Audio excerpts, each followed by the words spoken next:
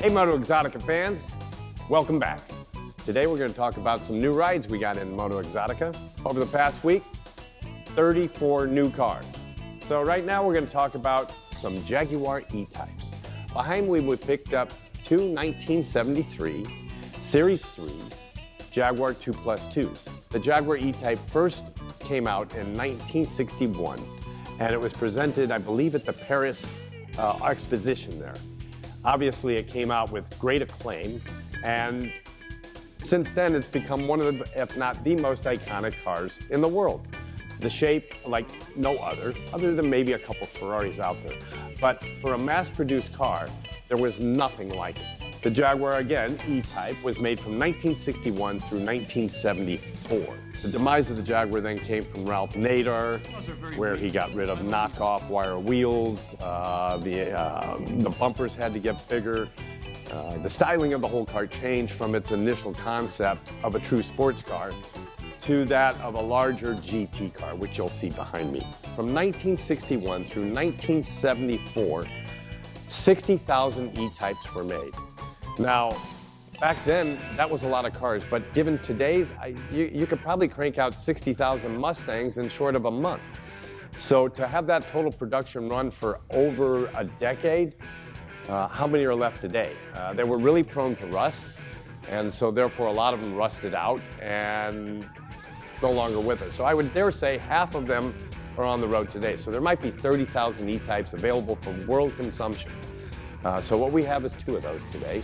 I don't know if anybody out there ever saw the movie Harold and Maude. What kind of car is it? It's a little Jaguar. Oh. Looks like a hearse. But Harold took the Jaguar E-Type that his mom had given him from graduation, and he didn't really like this sports car, and he cut it and made it into a hearse, and drove it off the bridge after his love of his life killed herself. Or no, died, whatever. Remember that movie? So I dare say there's nothing cooler than the interior of a Jaguar E-Type.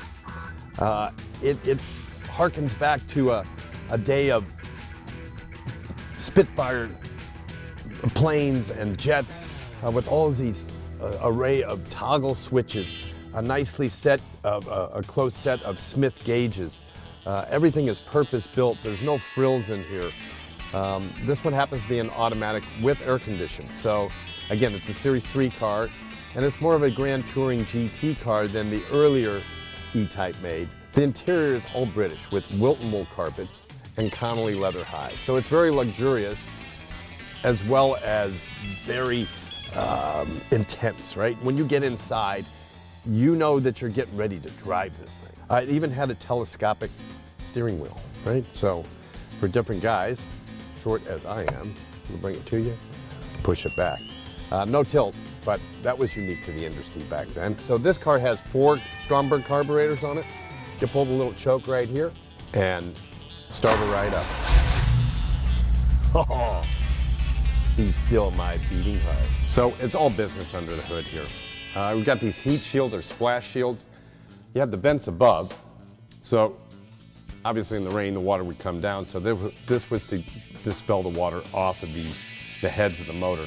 The accelerator's right here, so it would then actuate the quad Stromberg carburetors right here. So put your foot on the pedal, this thing would then give equal pressure down to each side, feeding both banks.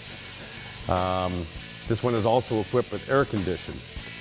The air intakes here have a nice hammer tone finish, and they would then take the air coming in off of the front grille and force the air down through the engine compartment. So the tale of two Jaguars.